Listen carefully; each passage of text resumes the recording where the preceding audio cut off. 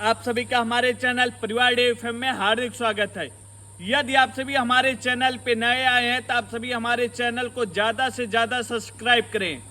आज dairy farming class का 22वां दिन है और पिछले 21 दिनों में आप सभी ने बहुत सारा स्नेह प्यार दिया है, इसके लिए आप सभी का बहुत बहुत धन्यवाद।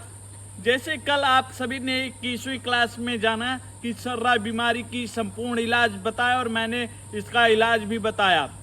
अब आइए आज हम जानते हैं कि अगर जानवरों को बुखार हो रहा है तो उस समय हमें क्या करना चाहिए और किन किन बातों का ध्यान रखना चाहिए।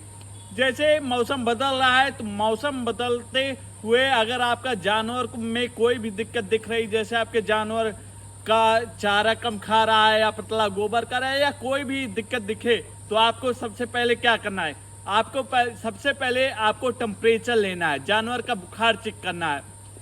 अगर आप बुखार चेक कर रहे हैं तो आपको ध्यान रखना है कि किस चीज़ से आप बुखार चेक करें।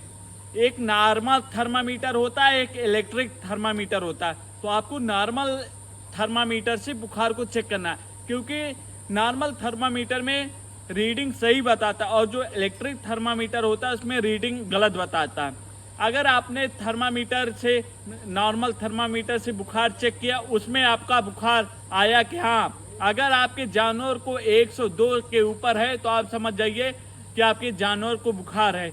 अगर 100 से लेके 102 या 102.5 है तो ये समझ जाइए कि आपके जानवर नॉर्मल है, आपके जानवर को कोई बुखार नहीं।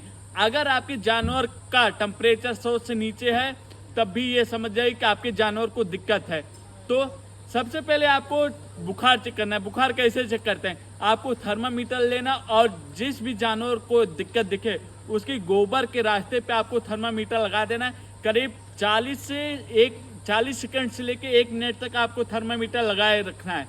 अब जब थर्मामीटर 1 मिनट तक लगाए रखें उसके बाद आप देखेंगे तो उसमें टेम्परेचर बताएगा, उस टेम्परेचर के हिसाब से आपको दवा करना है। अगर आपके जैसे मान लो कि आपके जानवर को बुखार आया है तो उस सिचुएशन में हमें क्या 102 से लेके 104, 105, 106 के बीच आपके जानवर का टेम्परेचर आ रहा है, समझ जाइए आपके जानवर को बुखार है। तो उस सिचुएशन में हमें किन किन बातों का ध्यान रखना चाहिए और कौन कौन सी दवा देनी चाहिए। जैसे अगर 102 के ऊपर हमारे जानवर को आ रहा है या 103 के ऊपर टेम्परेचर आ रहा है तो उस समय हम कुछ बोलस का प्रयोग कर सकते हैं।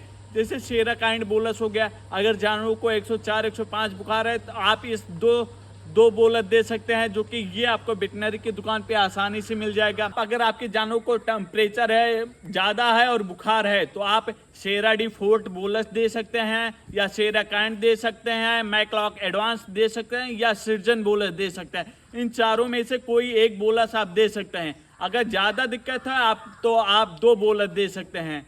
अब आइए हम जानते हैं कौन कौन सा, अगर आपके जानवरों को बुखार है तो हम कौन सा इंजेक्शन का प्रयोग कर सकते हैं। इंटासेफ 3 ग्राम इंजेक्शन का और उसके साथ 2 दवाओं का आप प्रयोग कर सकते हैं, मैग्लोमाइन 10 ml और एबिल 10 ml। इन तीनों इंजेक्शन का प्रयोग करना है। अगर आपके जानवरों को बुखार है या कोई भी समस्या है तो इन तीनों इंजेक्शन का प्रयोग कर सकते हैं। डेल्टाजिन इंजेक्शन का प्रयोग कर सकते हैं, उसके साथ 5 ml एबिल का प्रयोग कर सकते हैं। और आप बोलस देना चाहें तो आप जैसे मैंने अभी वीडियो में बताया कि सेराकाइंड हो गया, सेराडिफोर्ड हो गया, सिर्जन हो गया, मैक्लॉक एडवांस हो गया, तो इन सब बोलस को आप आधा आधा बोलस दे सकते हैं अगर आपका जानवर के छोटे बच्चे हैं तो और उनको बुखार है तो। आइए हम जानते हैं कि आपके जानवर को बार बार बुखार हो रहा है या टेम्परेचर हाई है तो उस सिचुएशन में हम कुछ देसी इलाज बताते हैं।